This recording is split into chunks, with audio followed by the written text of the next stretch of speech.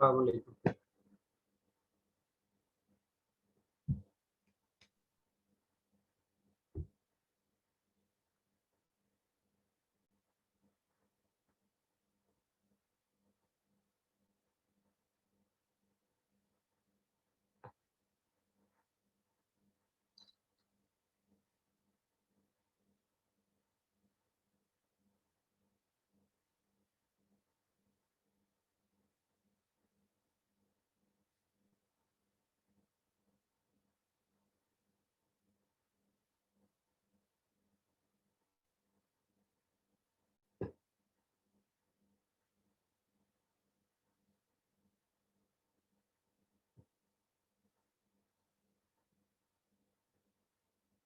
Abdul mannan,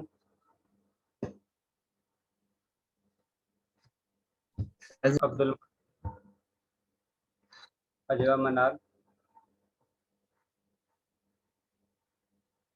अजवा मनार,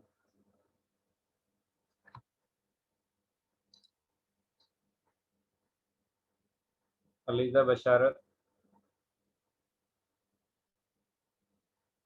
अलीजा बशारत, हमायम अबूजर, हमायम अबूजर,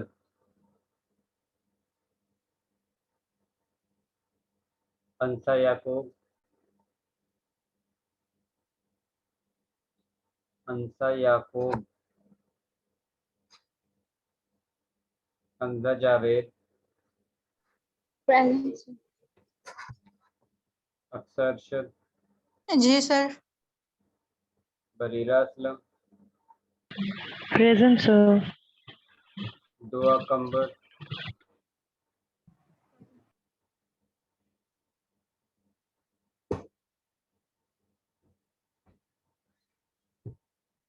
फिजा Bibi,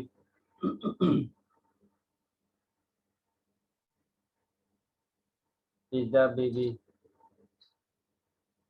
Adia Zainab, present sir. Javeria Javed, present sir. Khadija Hafeez, present sir. Kinza Faqir, yes sir. Kaneez Fatima, Kaneez present sir. Fatima, Maryam Mahmood, present sir. Marwa Abid, present sir. Maryam बीबी, present sir. Minal Fatima, present sir. Mohsin Farooq, Mohsin Farooq, Mohammad Afzal, present sir. Mohammad Hasnain Ayaz, present. Mohammad Rizwan, Mohammad Rizwan, Mohammad Hashir, Mohammad Hashir, Mohammad Saad, present sir. Mohammad Saad, present sir. Mohammad Usman Tayyab,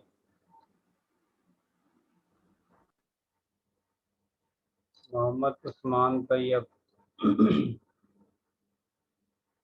Muzayyan, yes sir. Nadeem Hasan, present. Nimra Khalil, present sir. Nimra Siddique, present sir. Noor Ahmed, present sir. Usama, Usama, Ramla Mazhar, present sir. Rida Zainab, present sir. Rumaisa Nadeem, Rumaisa Nabeel, Saba Akram, Saba Akram, Samiullah, Yes, sir. Sana Asghar, Present, sir. Suhas Shahzad, Present, sir. Syed Aun Raza, Syed Aun Raza, Taskeen, Taskeen, Zainab, Present, sir. Sir, Ajwa Manal present है. Ajwa Manal, Aliza Basharat, Humaima Buzar, Here, sir. Ansa Yaqoob, Fiza Bibi, Mohsin Farooq, Mohammad Rizwan, Mohammad Usman Tayyab, Usama, Saba Akram, Present, Syed Saba ठीक है, सैयद ओन रजा, तस्कीन।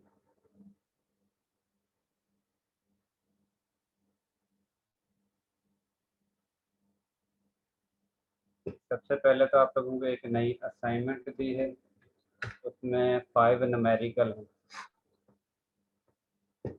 जो आप लोगों ने solve करके submit करवाने हैं नेक्स्ट वीक यानी कि फ्राइडे तक। इसके साथ पहले मैं इसको अपलोड कर दूं, उसके बाद फिर दूसरी बात करते हैं।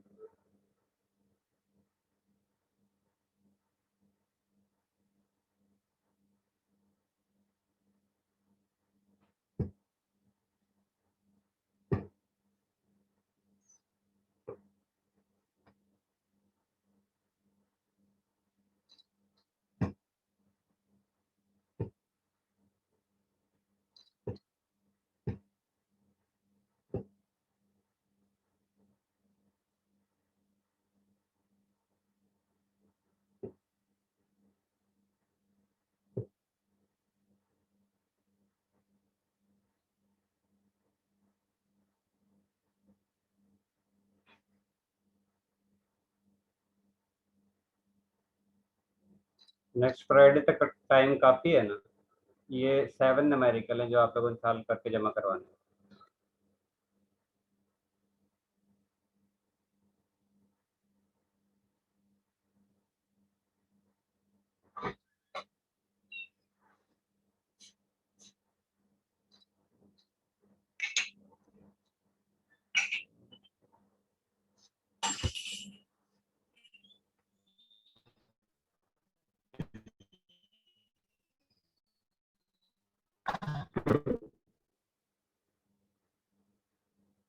चार तारीख तक।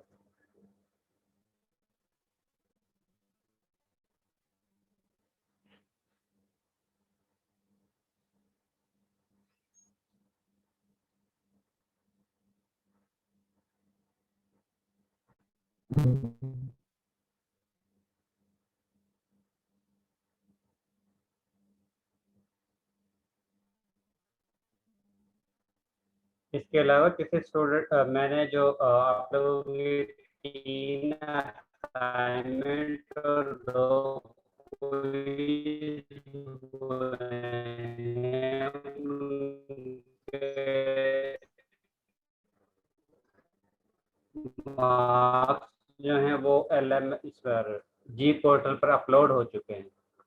अगर किसी स्टूडेंट का इशू है जिसके लिए नंबर जो है वो अपलोड नहीं हुए हैं,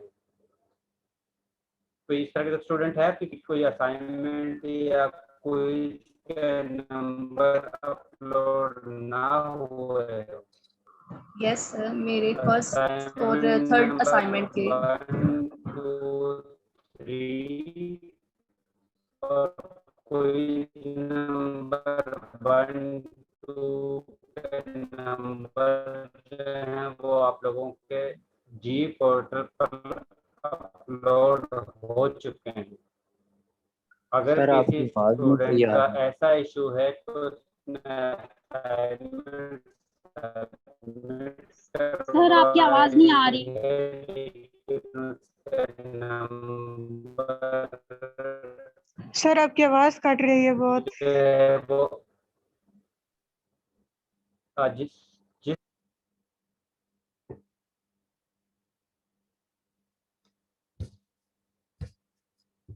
मैं कह रहा हूँ कि आप लोगों की जो अगर किसी स्टूडेंट का क्विज या असाइनमेंट के नंबर अपलोड नहीं हुए तो वो स्टूडेंट अपना नाम, आईडी और जिस असाइनमेंट या क्विज के नंबर अपलोड नहीं हुए हैं उनका नंबर लिखकर अमाइम अबूजर को जमा करवा दे।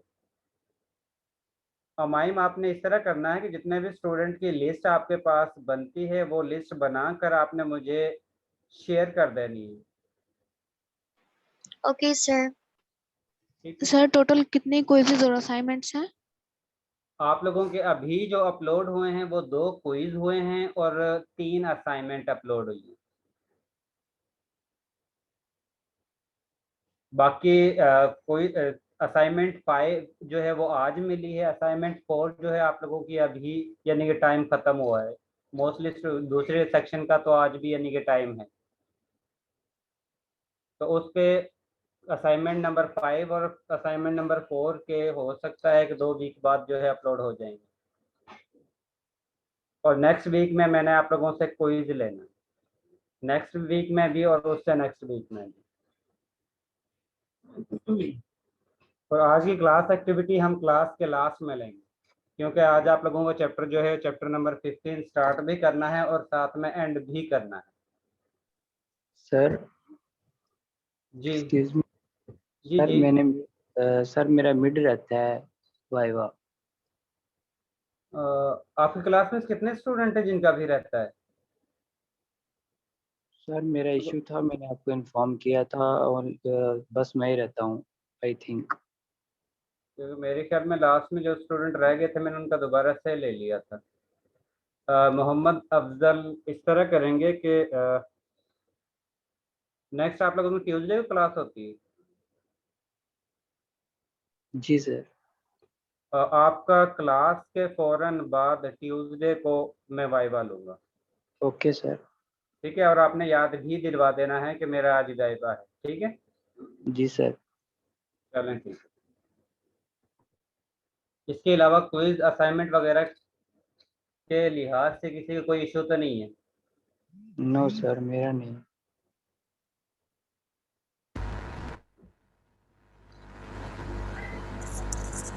सर मैंने क्विज 1 नहीं दिया था। ओके मरियम, अगर कोई बंद नहीं दिया तो उसके तो नंबर नहीं लगेंगे, क्योंकि अगर आप लोग जो मुझे लिस्ट शेयर करोगे उस लिस्ट को पहले वेरीफाई किया जाएगा कि आप लोगों के असाइनमेंट मेल के जरिए या एलएमएस के जरिए अपलोड हुई है या नहीं हुई है। उसके बाद अगर किसी की मेल आई हुई है या कोई जो है वो एलएमएस पे अपलोड हुआ हुआ है, बाय मिस्टेक जो है उसके नंबर नहीं लगे हैं, तो उस कंडीशन में वो नंबर जो है वो अपलोड हो जाएंगे। और अगर उसके बाद भी अगर किसी के नंबर अपलोड नहीं होते तो इसका मतलब है कि उन्होंने क्विज या असाइनमेंट जमा नहीं करवाया। उसके बाद वो प्रूफ देगा, उसके बाद फिर उसके नंबर लगेंगे, अदरवाइज उसके नंबर नहीं लगेंगे। जी साहब। टूटे आपने अपलोड किए हैं नंबर? क्विज 2 क्विज के नंबर अपलोड किए हैं और 3 असाइनमेंट के। क्विज टोकन नहीं लगे मेरे। तो मैंने कहा है कि आपकी क्लास की जिया जो है वो अमाइम अबूजर है। जिस स्टूडेंट का जो भी असाइनमेंट का या क्विज का इशू है वो अपना नाम, आईडी और जिस क्विज के नंबर या असाइनमेंट के नंबर रहते हैं वो लिखकर अमाइम को जमा करवा दे। अमाइम जो है एक लिस्ट बना लेगी कि आपके सेक्शन में से कितने स्टूडेंट हैं जिनका ये इशू है, तो वो लिस्ट फिर मैं टीओ को सेंड कर दूंगा। टीओ जो है वो दोबारा से आप लोगों के क्विज या असाइनमेंट जो है वो चेक कर लेंगे और वो फिर नंबर अपलोड हो जाएंगे ओके अगर सर। किसी का जमा हुआ हुआ तो। आज जो आप लोगों को चैप्टर स्टार्ट करना है वो चैप्टर नंबर 15 है और ये चैप्टर आसान है और इसके रिलेटेड मोस्टली आप लोगों ने 9th 10th या इंटर में भी स्टडी किया है और टोटल जो है मोस्टली चैप्टर वही है जो आप लोगों ने 9th 10th या इंटर में स्टडी किया है, इसलिए आज ही इस चैप्टर को कंप्लीट करना है।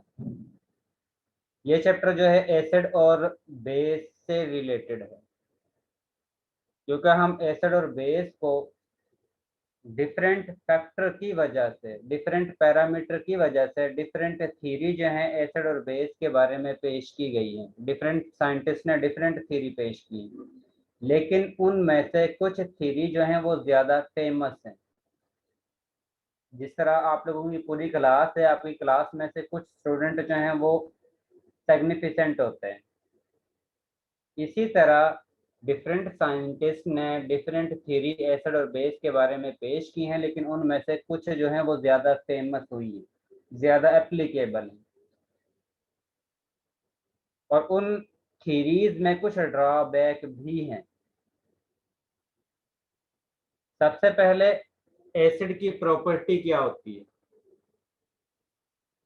इनका सोर लाइक टेस्ट होता है और मोस्टली मेटल के साथ रिएक्शन करके एसिड जो है वो हाइड्रोजन गैस प्रिपेयर करते हैं और इसके साथ साल्ट बनाते हैं।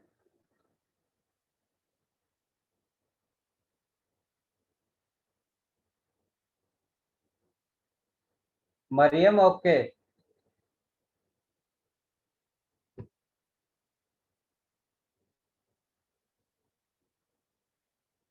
इसके साथ जब भी हम कार्बोनेट के साथ रिएक्शन करवाते हैं एसिड का, तो हमारे पास कार्बन डाइऑक्साइड गैस जो है वो प्रिपेयर होती है, कार्बन डाइऑक्साइड गैस के बबल्स जो हैं वो हासिल होते हैं। और जब भी हम लिटमस टेस्ट करते हैं तो acidic medium blue litmus paper को रेड में शिफ्ट कर देती है और जब भी हम एसिड का बेस के साथ रिएक्शन करेंगे तो हमारे पास वाटर और साल्ट जो है वो हासिल होगा। जी साहब।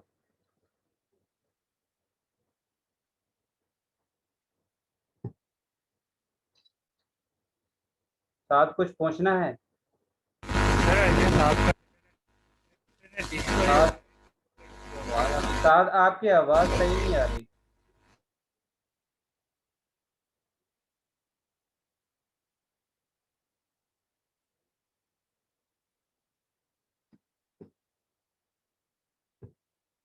यहाँ पर कुछ एसिड गिवन है, क्योंकि ये आप लोगों को जो चैप्टर है वो इनऑर्गेनिक से रिलेटेड है, क्योंकि इसमें जो हमने एसिड बेस के बारे में स्टडी करना है वो इनऑर्गेनिक का पोर्शन है। इसीलिए इस चैप्टर में जो एसिड और बेस की बात होगी वो इनऑर्गेनिक एसिड बेस की बात होगी, ऑर्गेनिक एसिड बेस की बात नहीं होगी। आप लोगों के पास कुछ एसिड जो है वो वीक होते हैं, कुछ एसिड जो है वो मॉडरेट होते हैं और कुछ एसिड जो है वो स्ट्रॉन्ग होते हैं। अब इनको हम डिफरेंशिएट किस तरह करते हैं, इसके बारे में हम इसी चैप्टर के लास्ट में स्टडी करेंगे कि किस तरह हम इनके दरमियान डिफरेंशिएट कर सकते हैं, कौन से एसिड जो हैं वो स्ट्रॉन्ग एसिड है, कौन से एसिड जो हैं वो वीक एसिड है। यहाँ पर जो एसिड गिवन है आप लोगों को उनका फार्मूला आना चाहिए, उनका नेम आना चाहिए और आप लोगों को ये पता हो कि ये स्ट्रॉन्ग एसिड है या वीक एसिड है। बाकी इसके यूजेस जो हैं उनको आप लोगों ने तैयार नहीं करना, सिर्फ आप लोगों को ये पता हो कि फास्फोरिक एसिड जो है, अगर मैं पूछूं फास्फोरिक एसिड का और अगर मैं पूछूं कि फास्फोरिक एसिड वीक एसिड है, स्ट्रॉन्ग एसिड है या मॉडरेट एसिड है, तो फिर आप लोगों ने इसकी ये बताना है कि एसिड की स्ट्रेंथ क्या है, वो मॉडरेट है, स्ट्रॉन्ग है या वीक है और इसकी रीज़न क्या है। इसकी रीज़न के बारे में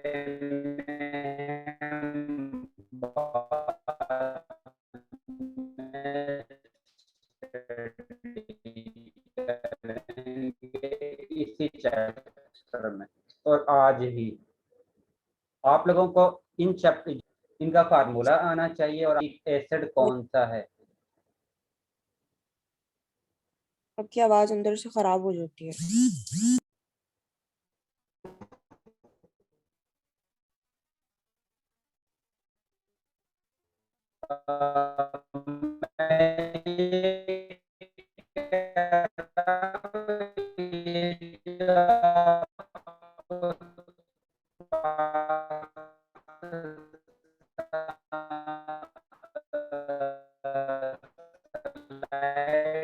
दी हुई है, इसमें से जब एसिड का फार्मूला याद करना है, और ये एसिड की स्ट्रेंथ जो है वो वीक है या। जी सोहा, सोहा कुछ पूछना है? आपकी आवाज पीछे दोबारा सही नहीं आ रही थी। अब ठीक है? अब ठीक है। मैंने ये कहा है कि इस पीरियोडिक टेबल में से जस्ट आप लोगों ने एसिड का नाम याद करना है और इसका फार्मूला याद करना है, और ये उसकी एसिडिक स्ट्रेंथ जो है वो आप लोगों ने याद करनी है। इसके यूजेस जो हैं वो आप लोगों ने याद नहीं करना है।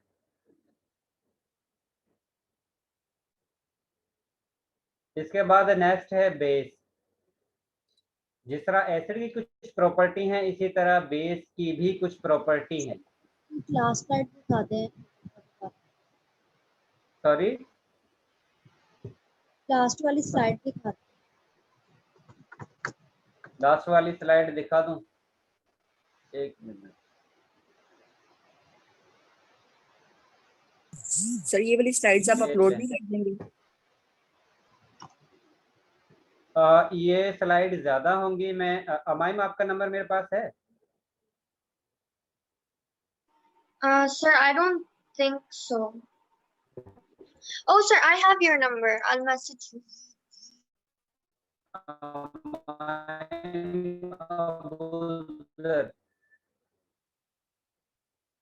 हाँ, Yes, मुझे sir. मैसेज करने हैं, मैं इस पर अपलोड नहीं होंगी। आप लोग ग्रुप बना हुआ है तो ग्रुप में शेयर कर देना, सभी स्टूडेंट वहां से डाउनलोड कर लें। Okay, sir. ठीक है जी।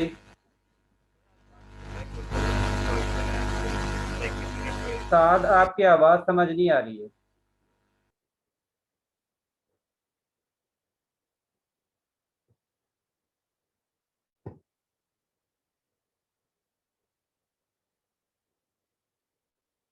इसके बाद बेस का जो जायका है वो बिटर लाइक होता है। जब भी हम इसका लिटमस टेस्ट करते हैं तो उस कंडीशन में ये रेड लिटमस पेपर को ब्लू में शिफ्ट कर देती हैं।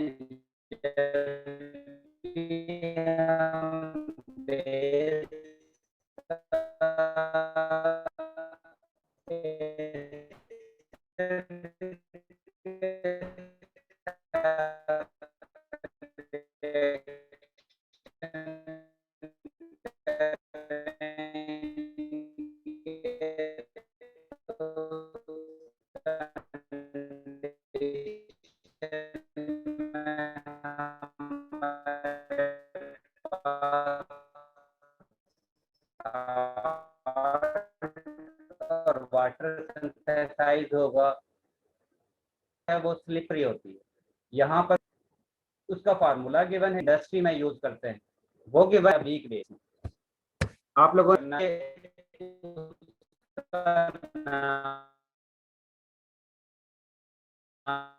नाम क्या है, उसका स्ट्रेंथ जो सर आपकी आवाज नहीं आ रही, कट कट कुछ समझ में नहीं आ रहा है।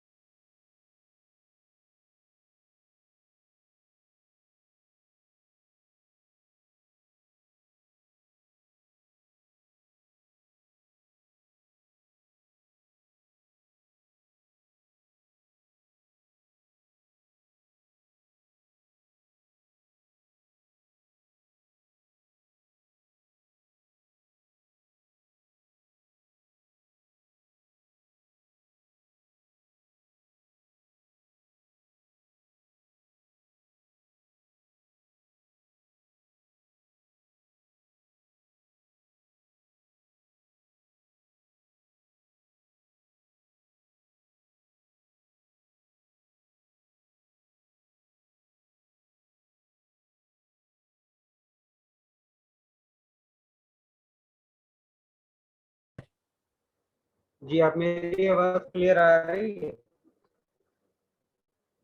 नहीं, अभी भी नहीं ठीक से आ रही। अभी भी ठीक नहीं आ रही? यस क्लियर सर, अब नहीं आ है रही या है, पहले कट के आ रही थी। अब क्लियर ठीक आ नहीं थी, रही अब है? ठीक है। ठीक है, ये इस जी। स्लाइड में से जो आप लोगों ने पोर्शन करना है और वो फिर यही करना है कि आपको बेस का नाम आना है, जिसके साथ उसका फार्मूला आता हो।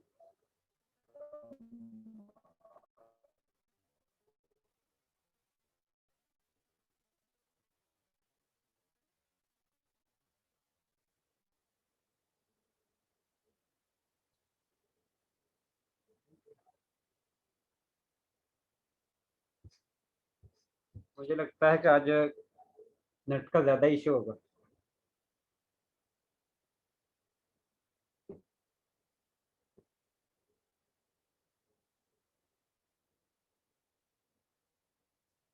अब आवाज क्लियर है?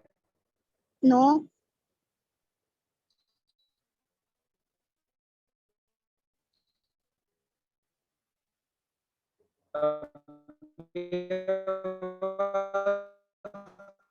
No sir.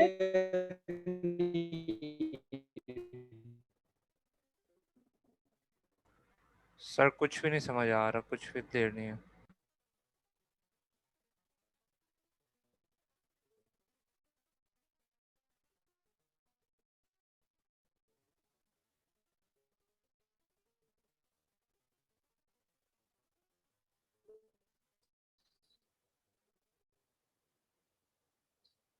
अभी मैं खामोश हूँ।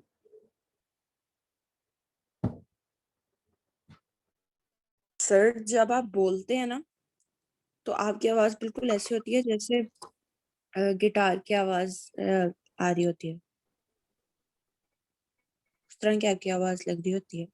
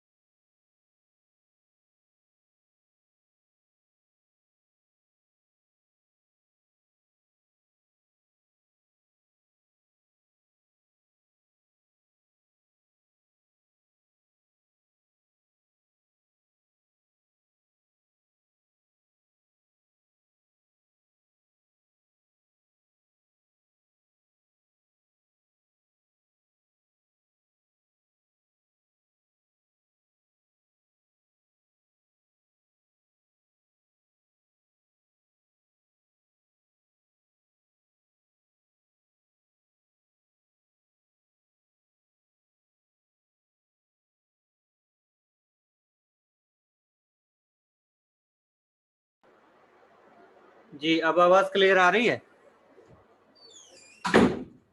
यस सर, अब सही है। यस सर ठीक। सर सुपर आ रही है अब आवाज। हमें लगा क्लास नहीं होगी तो हम आपको आइडिया देने लगे थे कि सर बेसिस से आगे नहीं जाते आज।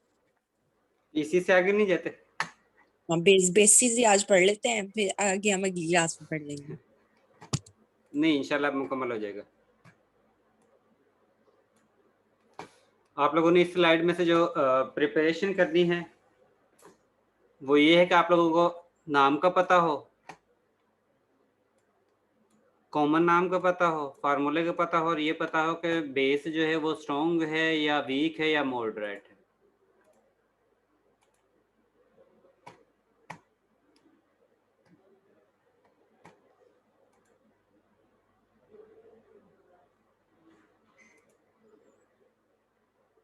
इसके बाद एसिड और बेस के बारे में जो थ्योरी है वो उसके बारे में हमने स्टडी करना है। इसमें सबसे पहले थ्योरी जो फेमस आती है वो आर्हेनियस थ्योरी है। आर्हेनियस थ्योरी के मुताबिक हर वो स्पीशी जिसको अगर हम वाटर में डिजॉल्व करते हैं, डिजॉल्व करने पर वो OH आयन प्रोवाइड करती है तो उसको हम बेस कहेंगे। हर वो स्पीशी जो वाटर के अंदर OH नेगेटिव आयन प्रोड्यूस करेगी उसको हम बेस कहेंगे। और हर वो स्पीशी जो वाटर के अंदर H+ आयन जनरेट करेगी उसको हम एसिड कहते हैं। आर्हेनियस के मुताबिक जब भी हम किसी स्पीशी को वाटर के अंदर ऐड करते हैं, अगर वो ऐड करने पर OH नेगेटिव आयन प्रोड्यूस करती है तो उसको हम बेस कहेंगे।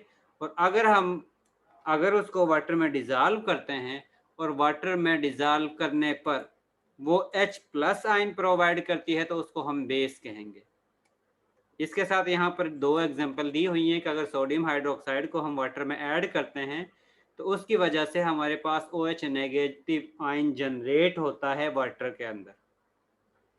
तो इसी वजह से आर्हेनियस के मुताबिक हम सोडियम हाइड्रोक्साइड को बेस कहते हैं। इसी तरह अगर हम HCl को वाटर के अंदर ऐड करते हैं तो HCl को वाटर में ऐड करने की वजह से वाटर के अंदर H+ आयन HCl की वजह से जनरेट होता है। और वो स्पीशी जो H+ आयन जनरेट करती है जिस वक्त हम उसको वाटर के अंदर ऐड करते हैं तो उसको हम एसिडिक स्पीशी कहते हैं।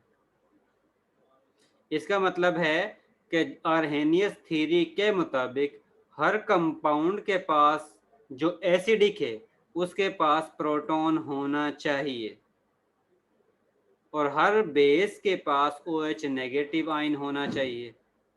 इसका मतलब है कि कुछ स्पीशी जिनके पास H+ आयन नहीं होगा या OH नेगेटिव आयन नहीं होगा तो उसके बारे में हम नहीं बता सकते कि वो एसिडिक स्पीशी है या बेसिक स्पीशी है। या कुछ ऐसी स्पीशी भी हैं जिनकी प्रॉपर्टी आर्हेनियस के मुताबिक एसिड या बेस लाइक होनी चाहिए लेकिन एक्चुअल में नहीं होती हैं।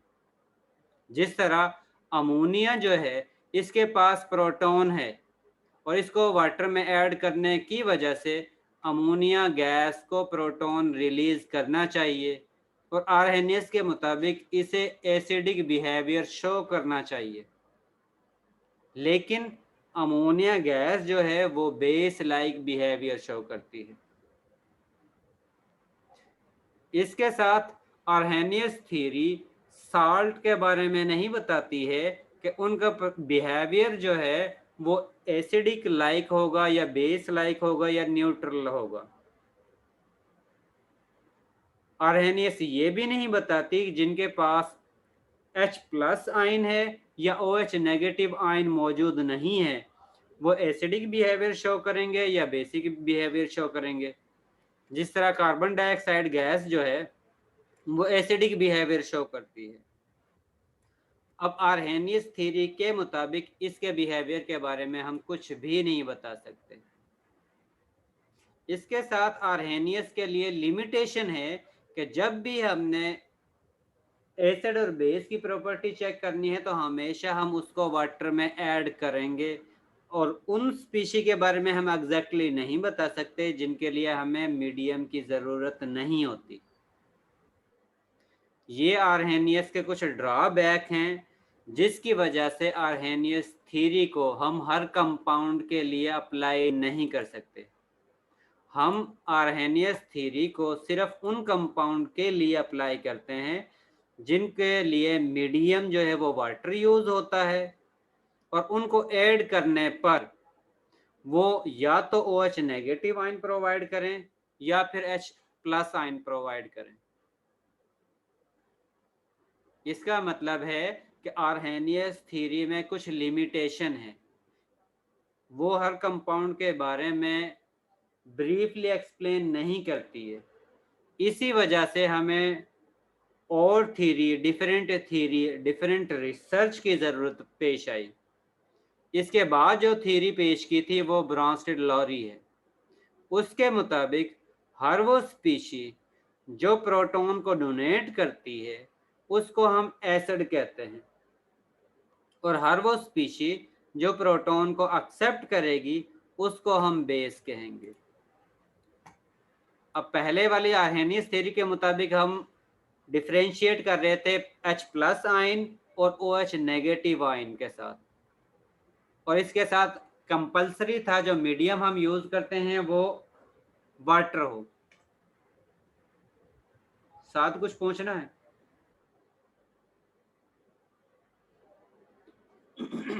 वो सर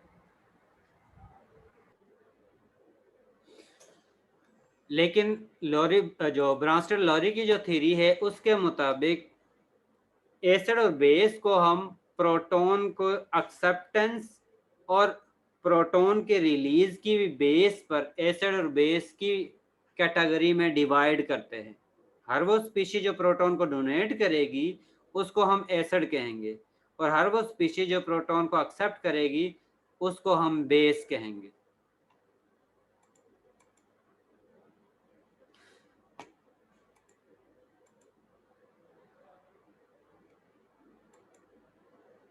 वो स्पीशी जो प्रोटॉन को आसानी के साथ रिलीज करती है, जो आसानी से प्रोटॉन को दे देती है, उसको हम स्ट्रॉन्ग एसिड कहते हैं, और वो स्पीशी जो आसानी से प्रोटॉन को रिलीज नहीं करेगी उसको हम वीक एसिड कहेंगे।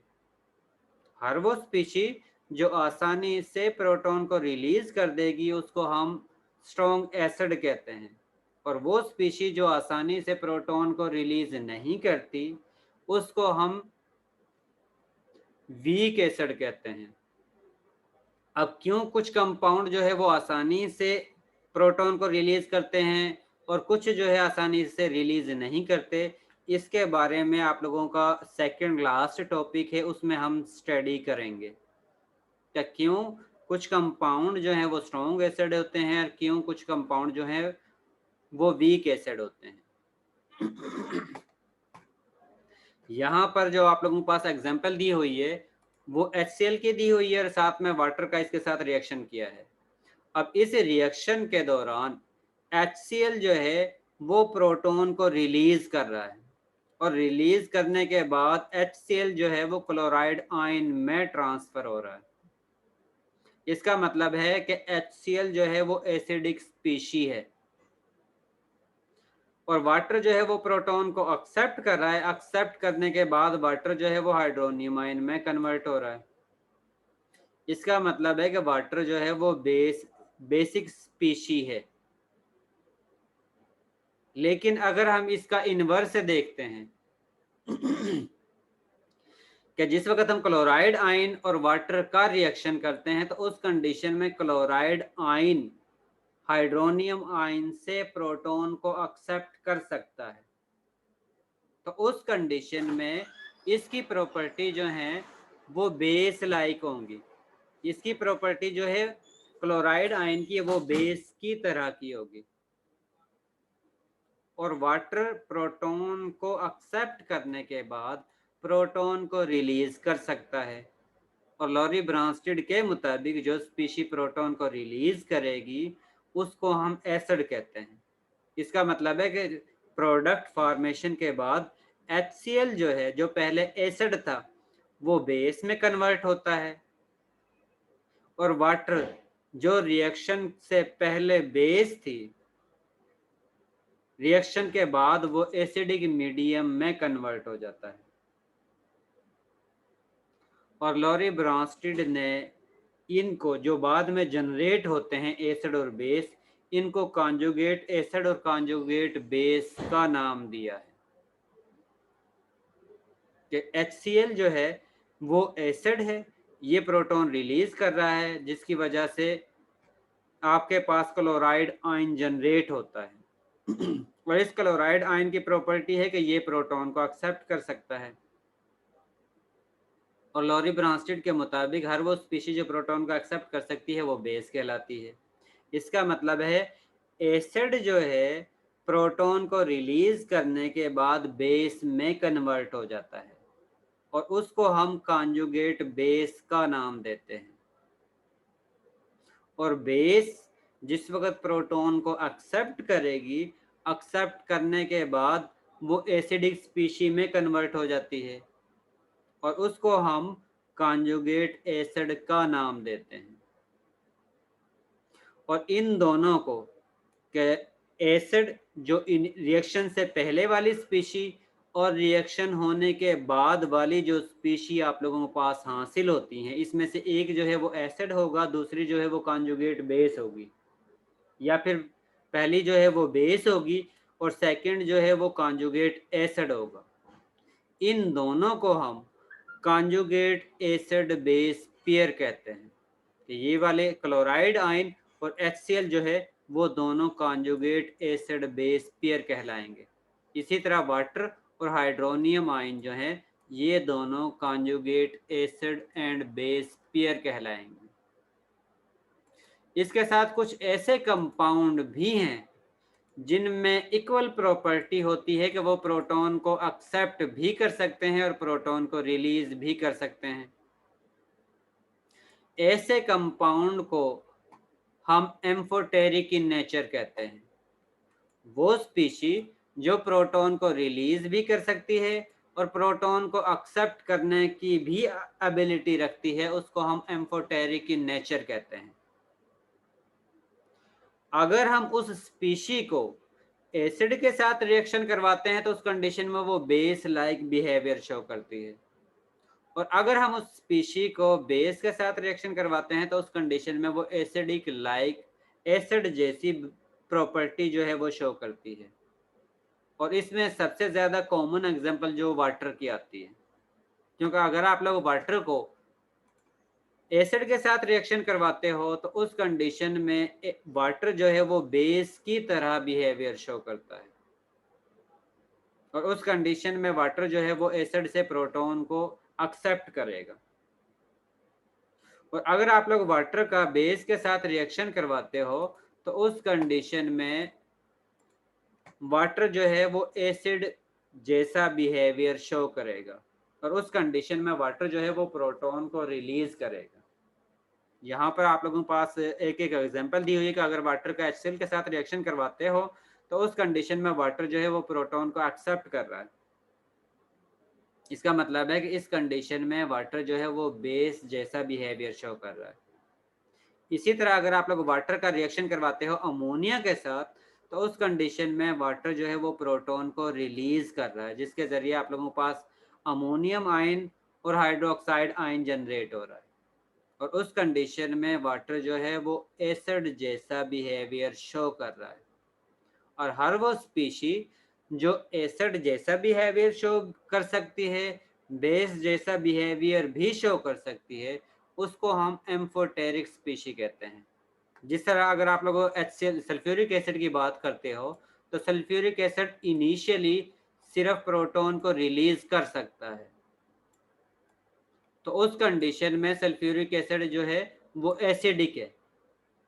लेकिन जिस वक्त ये एक प्रोटॉन को रिलीज कर देता है और उस कंडीशन में HSO4 नेगेटिव आयन में कन्वर्ट होता है, तो ये आयन जो है इसकी प्रॉपर्टी है कि ये प्रोटॉन को एक्सेप्ट भी कर सकता है और प्रोटॉन को रिलीज भी कर सकता है।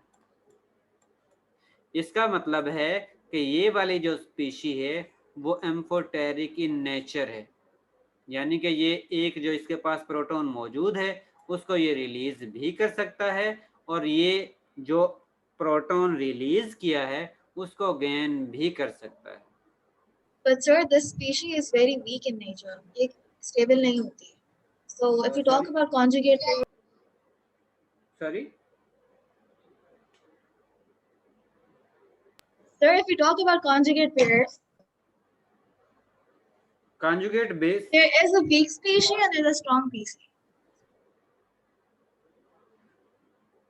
स्ट्रॉन्ग के बाद में अभी हम दोबारा से पढ़ेंगे कि स्ट्रॉन्ग बेस कौन सी होगी, वीक बेस कौन सी होगी, कॉन्जुगेट एसिड की जो स्पीशी है वो वीक है या स्ट्रॉन्ग है, उसके बारे में भी आज ही लास्ट में जो एसिडिक प्रॉपर्टी है उसके साथ हम इसको पढ़ेंगे।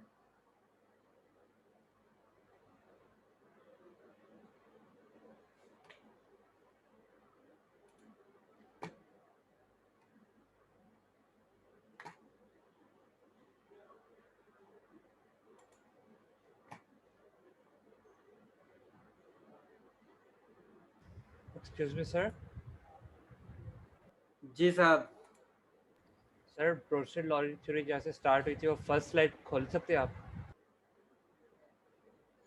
स्लाइड एक मिनट।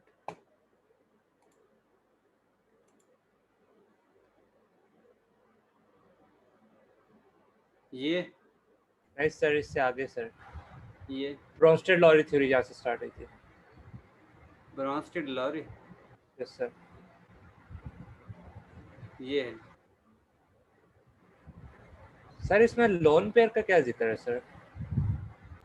लोन पेयर का जिक्र नहीं है इसमें, सिर्फ प्रोटॉन का है।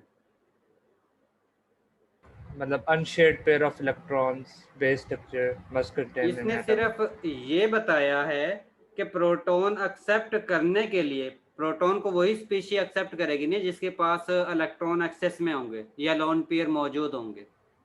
Yes sir. अदरवाइज तो कोई स्पीशी, क्योंकि प्रोटॉन के पास तो इलेक्ट्रॉन मौजूद नहीं है। अब प्रोटॉन ने उस स्पीशी के साथ अटैच होना है जिसके पास या तो लोन पेयर हो या नेगेटिव चार्ज हो, इलेक्ट्रॉन एक्सेस में होगा। अदरवाइज अगर किसी के पास पॉजिटिव चार्ज है तो उसके साथ प्रोटॉन अटैच नहीं होगा। सर मतलब जो बेस होगी उसके पास हमेशा लोन पेयर होगा या एक्सेस में इलेक्ट्रॉन्स होंगे? हाँ, ये लाजमी है। Okay sir, thank you. Most welcome.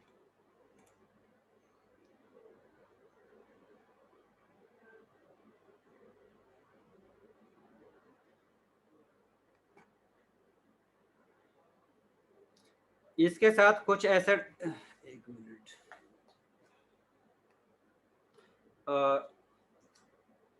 आज जो है वॉइस का काफ़ी इशू है। मुझे ये कह लो कि 2 हेडफोन लगाए हुए हैं और 2 ही सिस्टम से पढ़ा रहा हूँ। अगर किसी का इस तरह यानी क्वेश्चन आता है तो आप लोग हैंड रेज करके फिर मुझसे पूछ सकते हो, क्योंकि दूसरा जो हेडफोन लगाया हुआ है उधर से सिर्फ मेरी आवाज़ जा रही है और जो दूसरा हेडफोन है वहाँ से सिर्फ आवाज़ जो है मैं सुन सकता हूँ।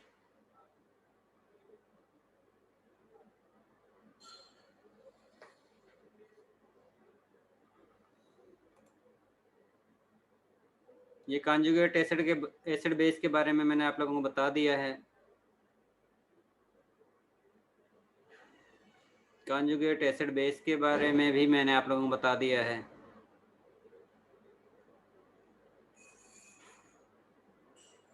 ये सारी एग्जांपल गिवन है acid, conjugate acid, conjugate base, या जिस वक्त एसिड जो है वो प्रोटॉन को एक्सेप्ट करता है तो उस कंडीशन में वो एसिडिक मीडियम में कन्वर्ट होता है या बेसिक मीडियम में कन्वर्ट होता है। ये सारी चीज़ें वो है जो मैंने अभी आप लोगों को बता दी हैं। इसके बाद है एसिडिक स्ट्रेंथ या बेसिक स्ट्रेंथ, कि कौन सी स्पीशी जो है वो ज़्यादा स्ट्रॉन्ग एसिडिक होगी, कौन सी जो है वो वीक एसिडिक होगी। हर वो स्पीशी अगर वो एसिडिक है तो उस कंडीशन में अगर हम उसको वाटर में ऐड करेंगे तो उसकी वजह से जितने भी उसके पास H+ आयन मौजूद होंगे तो वो टोटल आयन को रिलीज कर देती है। एसिडिक स्पीशी, जो स्ट्रॉन्ग एसिडिक स्पीशी होगी, उसको जब भी हम वाटर के अंदर ऐड करेंगे तो जितने भी उसके पास प्रोटॉन मौजूद हैं वो उन टोटल प्रोटॉन को रिलीज कर देती है। और अगर वो वीक एसिड है तो उस कंडीशन में जितने उसके पास प्रोटॉन मौजूद होंगे वो टोटल प्रोटॉन को वाटर के अंदर रिलीज नहीं करेंगे। इसी तरह वो बेस जिसको अगर हम वाटर में ऐड करते हैं और ऐड करने के फौरन बाद उसके पास जितने भी OH नेगेटिव आयन हैं उन टोटल आयन को वाटर में डिसोसिएट कर देता है बेस, तो इसका मतलब है कि वो स्ट्रॉन्ग बेस है। और अगर हम उसको वाटर में ऐड करते हैं बेस को और जितने उसके पास OH नेगेटिव आयन मौजूद हैं वो टोटल आयन को वाटर में रिलीज नहीं करती, तो इसका मतलब है कि वो वीक बेस है। अब कौन सी स्पीशी है जो प्रोटॉन को आसानी से रिलीज कर देगी, कौन सी स्पीशी है जो प्रोटॉन को आसानी से रिलीज नहीं करती, वो डिपेंड करता है कि जो स्पीशी है प्रोटॉन को रिलीज करने पर, जिस तरह एसिड की अगर हम बात करते हैं तो एसिडिक स्पीशी अगर प्रोटॉन को रिलीज करने के बाद स्टेबल फॉर्म में कन्वर्ट होगी तो इसका मतलब है कि वो ज्यादा स्ट्रॉन्ग एसिडिक मीडियम है।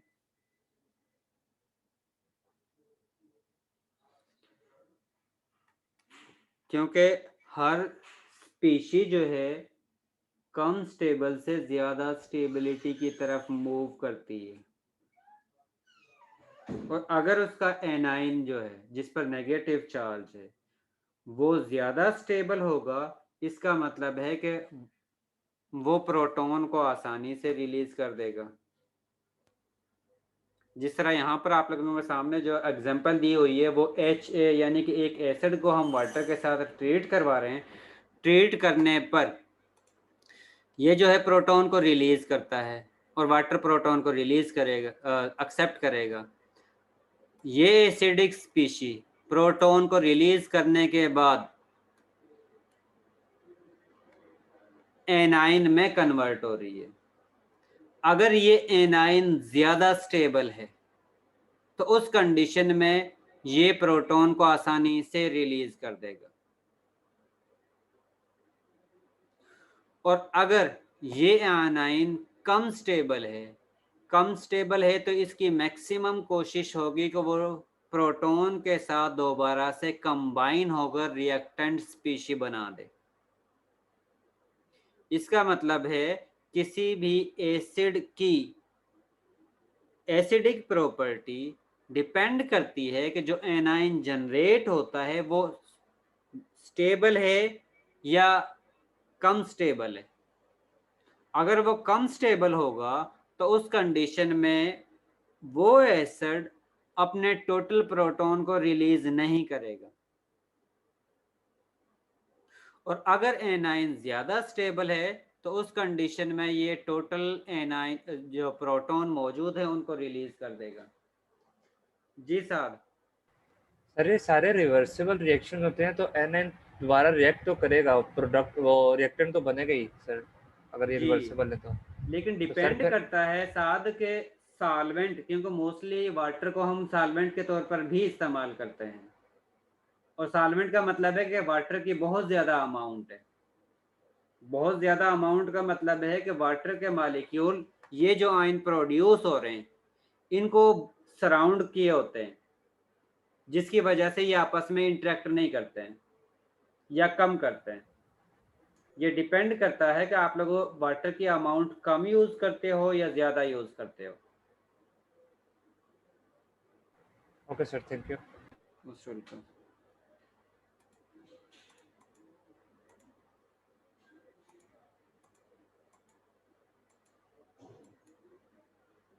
यहाँ पर पिक्चर के जरिए शो की हुई है कि कौन सा जो है स्ट्रॉन्ग एसिड होगा, कौन सा जो है वो वीक एसिड होगा। यहाँ पर हम ऐड करते हैं HCl को वाटर के अंदर।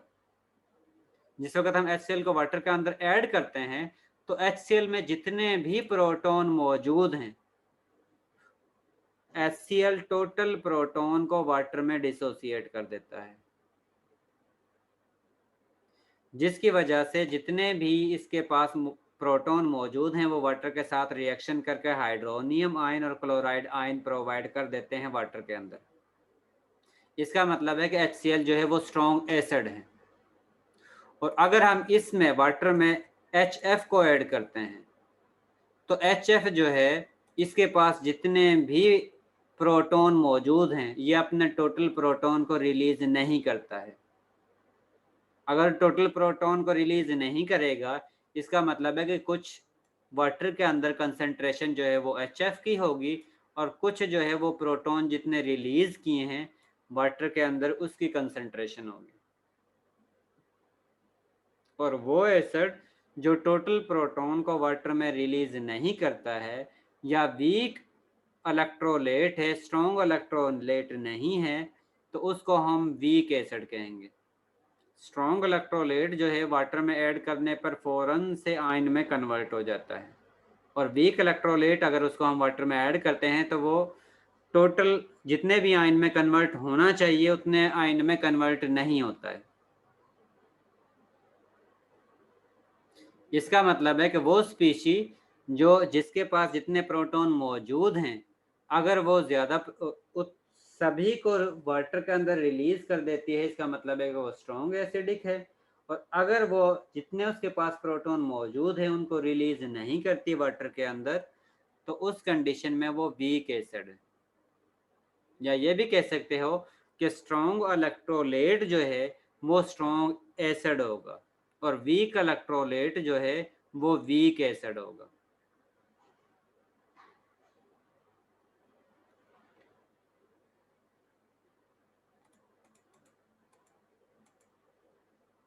यहाँ पर एसिड और बेस की बेस पर कंपाउंड गिवन है, उसके साथ कितने परसेंटेज वो डिसोसिएट हो सकते हैं उसकी बेस पर उनको स्ट्रॉन्ग एसिड, वीक एसिड और वेरी वीक एसिड में डिवाइड किया हुआ है। स्ट्रॉन्ग एसिड की बेस जो है कॉन्जुगेट बेस जो हासिल होगी वो वीक बेस होगी और वीक एसिड की कॉन्जुगेट बेस जो हासिल होती है वो स्ट्रॉन्ग होगी। स्ट्रॉन्ग बेस का मतलब है कि वो स्पीड के साथ प्रोटॉन के साथ रिएक्शन करेगी। वीक एसिड का मतलब है कि वो आसानी से प्रोटॉन को रिलीज नहीं करेगा। स्ट्रॉन्ग बेस का मतलब है कि वो ज़्यादा स्पीड के साथ प्रोटॉन को गेन करेगा। अब कॉन्जुगेट बेस ज़्यादा स्ट्रॉन्ग होगी तो उसी कंडीशन में वो प्रोटॉन के साथ दोबारा से कंबाइन होकर जो इनिशियल आप लोगों का रिएक्टेंट है उसमें कन्वर्ट हो जाती है। जिस तरह यहाँ पर हम HF का रिएक्शन देखते हैं तो ये आयन इसमें HF जो है वो डिसोसिएट होता है जिसकी वजह से H+ आयन बनता है और फ्लोराइड आयन बनता है। अब इसके ये जो बेस है जिसमें ये प्रॉपर्टी है कि जो दोबारा से प्रोटॉन के साथ कंबाइन हो सकती है, इसको एबिलिटी पर हम वीक बेस या स्ट्रॉन्ग बेस में डिवाइड करते हैं। और वो स्पीशी जो जितनी ज़्यादा स्पीड के साथ प्रोटॉन के साथ अटैच हो सकती है या लोन पेयर को डोनेट कर सकती है, हम उसको उतना ही ज़्यादा स्ट्रॉन्ग बेस कहेंगे।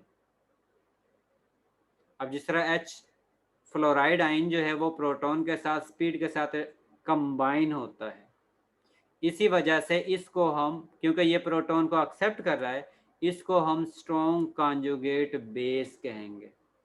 और जिस वक्त ये स्ट्रॉन्ग कॉन्जुगेट बेस होगी तो इसकी प्रॉपर्टी ये है कि ये प्रोटॉन के साथ कंबाइन होने की ज़्यादा एबिलिटी रखती है। और जिस वक्त इसकी प्रोटॉन के साथ कंबाइन होने की एबिलिटी ज़्यादा होगी इसका मतलब है कि सॉल्यूशन के अंदर आप लोगों के पास HF की कंसंट्रेशन ज़्यादा होगी और प्रोटॉन आयन और फ्लोराइड आयन की कंसंट्रेशन कम होगी। इसी वजह से HF वाटर में कम डिसोसिएट होता है, जिसकी वजह से वाटर में कम H+ आयन जनरेट होते हैं, और जितने आयन जनरेट होंगे कम होंगे या ज़्यादा होंगे, उसी बेस पर हम एसिड को वीक एसिड और स्ट्रॉन्ग एसिड में डिवाइड करते हैं। अगर किसी स्पीशी को ऐड करने पर ज़्यादा H+ आयन जनरेट होंगे तो इसका मतलब है कि वो ज़्यादा स्ट्रॉन्ग एसिड है। अगर किसी को ऐड करने पर कम H+ आयन प्रोड्यूस होंगे तो इसका मतलब है कि वो वीक एसिड है। अब कुछ फैक्टर हैं जिनके बेस पर हम कहते हैं कि ये स्ट्रॉन्ग एसिड है और ये जो है वो वीक एसिड है। इसमें सबसे पहली एग्जांपल जो दी हुई है वो बॉन्ड लेंथ है।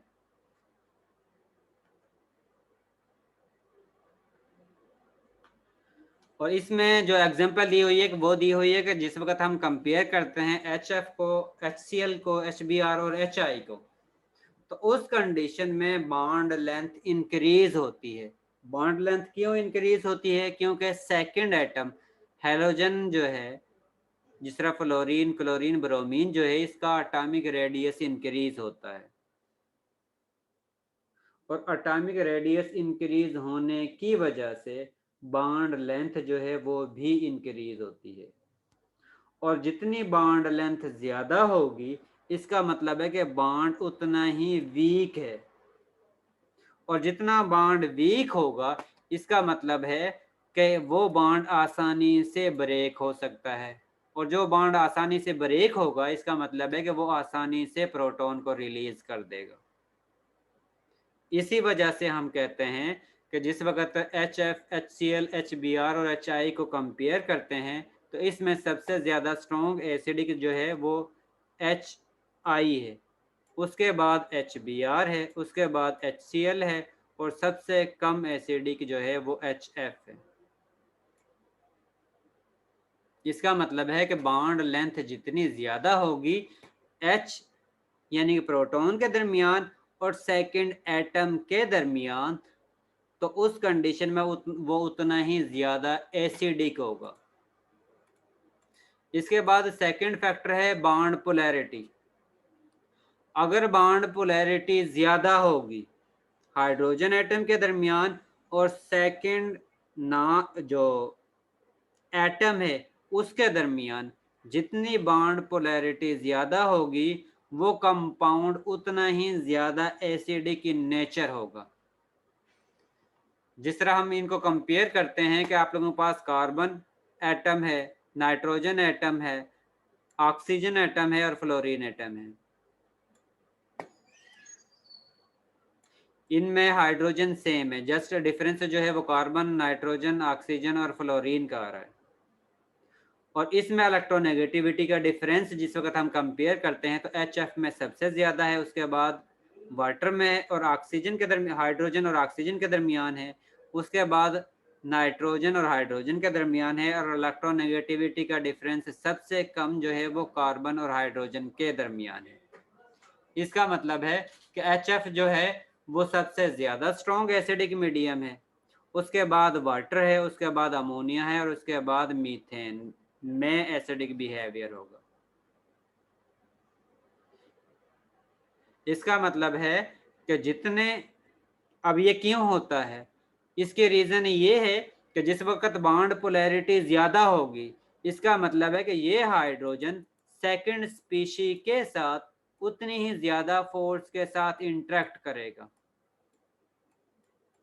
और जिस वक्त ये हाइड्रोजन सेकंड स्पीशी के साथ ज़्यादा फोर्स के साथ, फोर्स ऑफ इंटरेक्शन ज़्यादा स्ट्रॉन्ग होगी, इसका मतलब है कि ये वाला बॉन्ड जो है वो वीक हो जाएगा।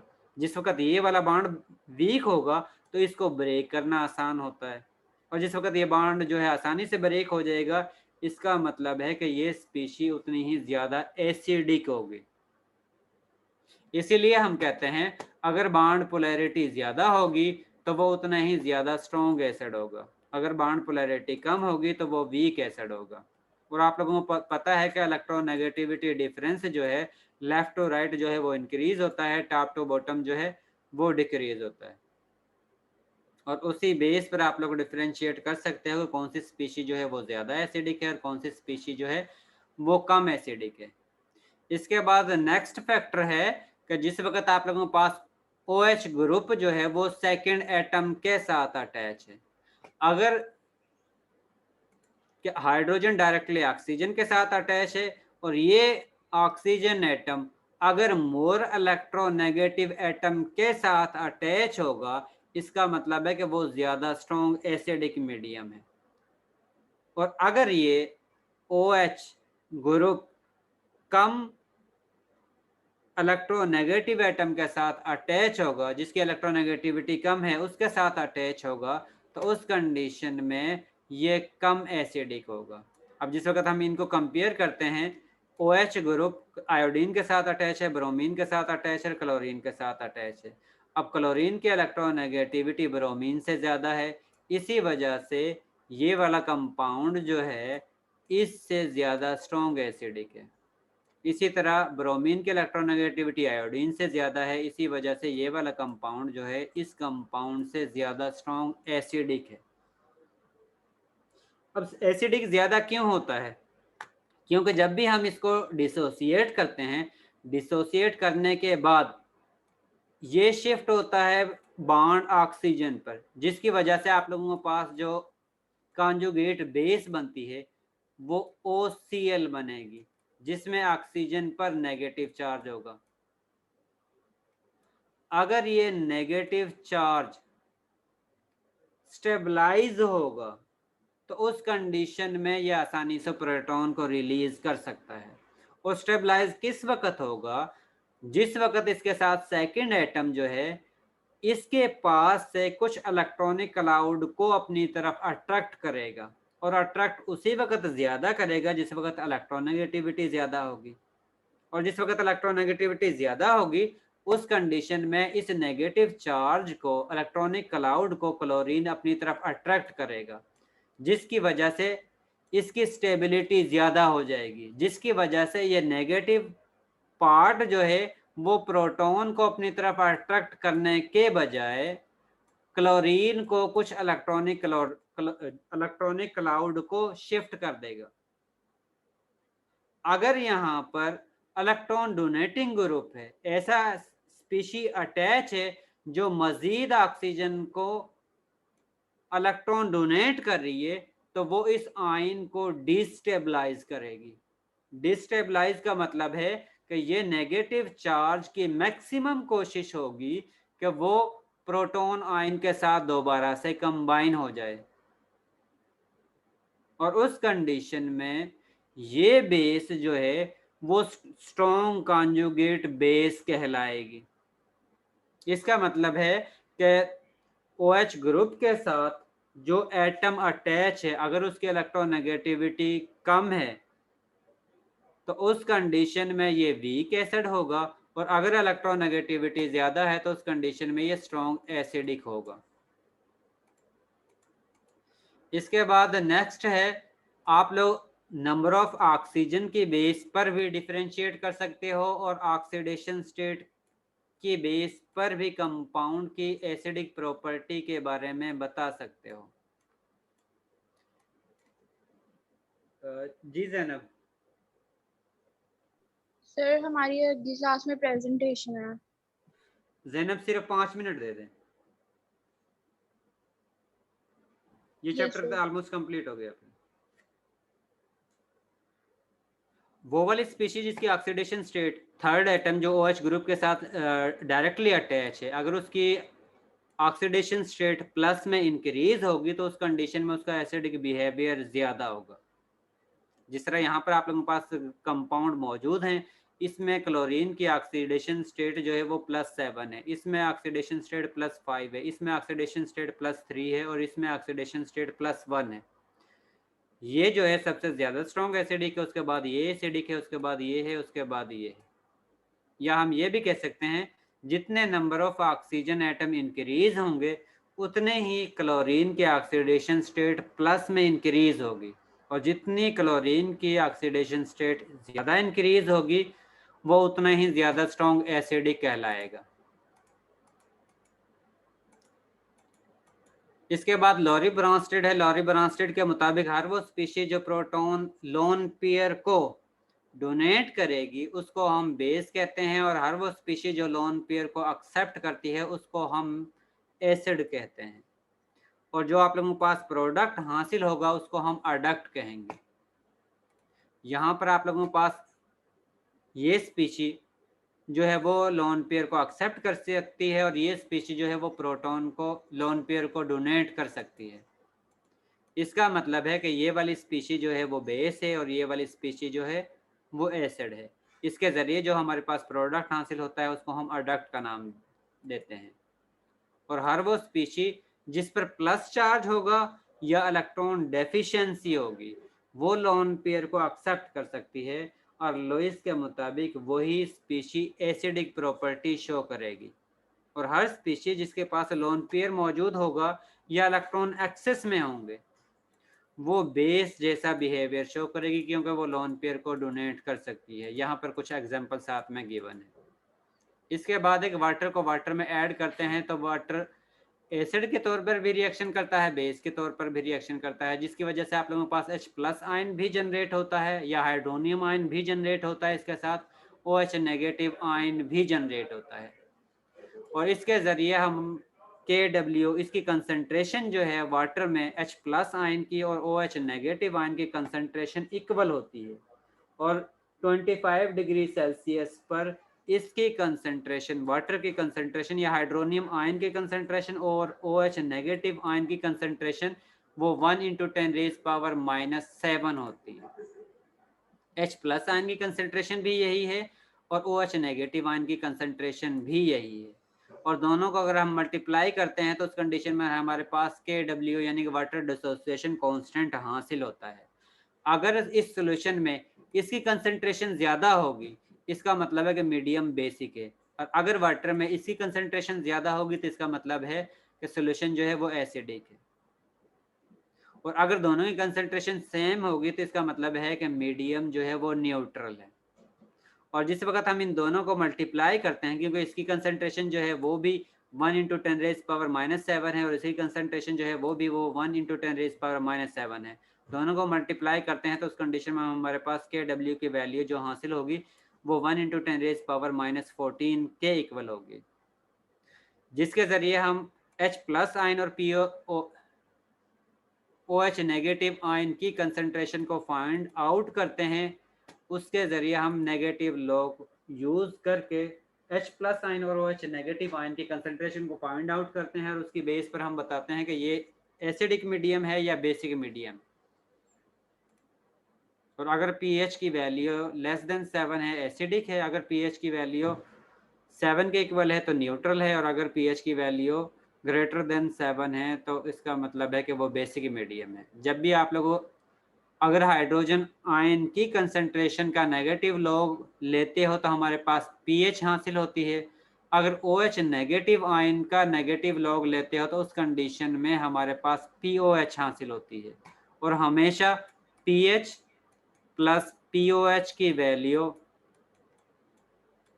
इक्वल होगी 14 के इक्वल। अगर एक कंपाउंड मौजूद है और उसमें H+ आयन की कंसंट्रेशन मौजूद है उसके ज़रिए आप लोग pH की वैल्यू भी कैलकुलेट कर सकते हो और POH की वैल्यू भी कैलकुलेट कर सकते हो, क्योंकि pH की वैल्यू डायरेक्ट कैलकुलेट कर सकते हो, जो वैल्यू आती है उसकी वैल्यू आप लोगों ने इस इक्वेशन में पुट करनी है तो आप लोग POH की वैल्यू कैलकुलेट कर सकते हो। इसके साथ ही आप लोगों को ये चैप्टर जो है वो कंप्लीट हो गया।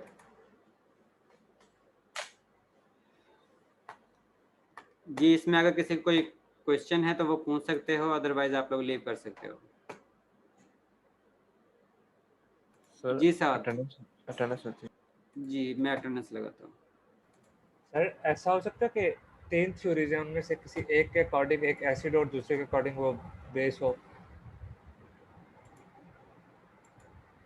हो सकता है। ये हमने आर्हेनियस की थ्योरी पढ़ी थी ना, आर्हेनियस के मुताबिक अमोनिया जो है वो उसको एसिडिक होना चाहिए क्योंकि उसके पास प्रोटॉन है, प्रोटॉन रिलीज करने चाहिए। लेकिन एक्चुअल में वो एसिडिक नहीं होता है। और सर अगर हमारे उसीलिए को तो हमें जी जी सर हमें तो 3 कंपाउंड्स दिए जाते हैं और हमें आइडेंटिफाई करना होता है कि एसिड है या बेस है। हम तीनों थ्योरीज में से किसी के अकॉर्डिंग भी कर सकते हैं ना? वैसे जी किसी के मुताबिक भी कर सकते हो, ओके सर। लेकिन ये जो लास्ट में हमने फैक्टर स्टडी किए हैं उसके बेस पर आप लोगों ने उनको अरेंज करना है। पीएच की बेस पे।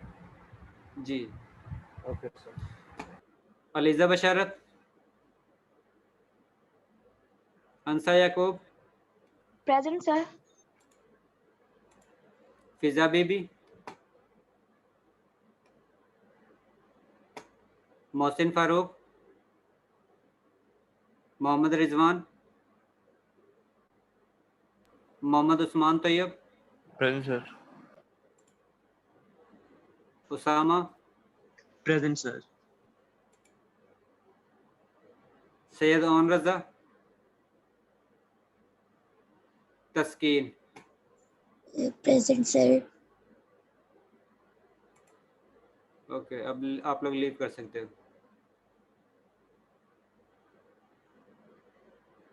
अल्लाह हाफिज। अल्लाह हाफिज सर। अल्लाह हाफिज।